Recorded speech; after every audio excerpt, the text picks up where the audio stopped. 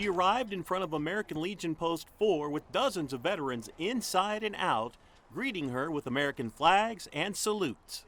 Army Air Corps Staff Sergeant Katie Conkling, out! Then she entered a packed hall to a standing ovation from more vets, family, and friends. I didn't think this would be so fantastic, but I knew it was going to be good because they really did it.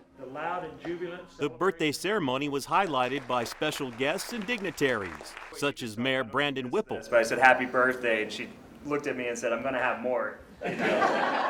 And Congressman Ron Estes. It's so great, the people that represent the greatest generation of our country, and the work and commitment that they did and the sacrifice that they put going through World War II and helping grow the country to where it is today. And Katie's just a perfect example of that. I enjoyed being the first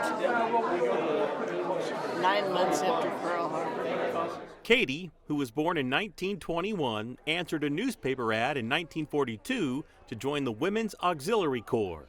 It was the beginning of a lifetime of service to her country. I mean, when I was growing up in the 60s, none of my friends' mothers worked. They're all housewives. So my mom always worked, and she always did jobs she loved.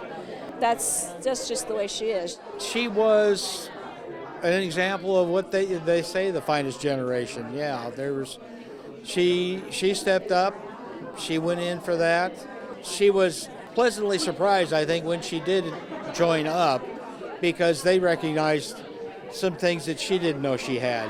Happy birthday. Happy birthday. Thank you. Thank you. Katie stood and received guests for about an hour and a half. I've just enjoyed it because I've had a ball. You know, when she turned 100, COVID was on the scene, and we had a very small party in the living room, just family. And then 101, it was kind of the same situation, so I'm glad she got to have the party she deserves for a big celebration like this. Oh, I think she's a little overwhelmed. I don't think she was expecting to have this much of a turnout. So, what's Katie's secret to living a long, healthy life? I take all my pills, I do all my stuff, and if I want to do something, I just do it. And she says she's not stopping at 102. I told my doctor, I says, I've already decided I'm going to go to 105.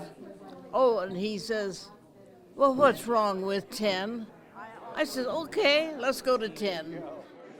Because when I walk around the VA, I'm always walking down the hall like this because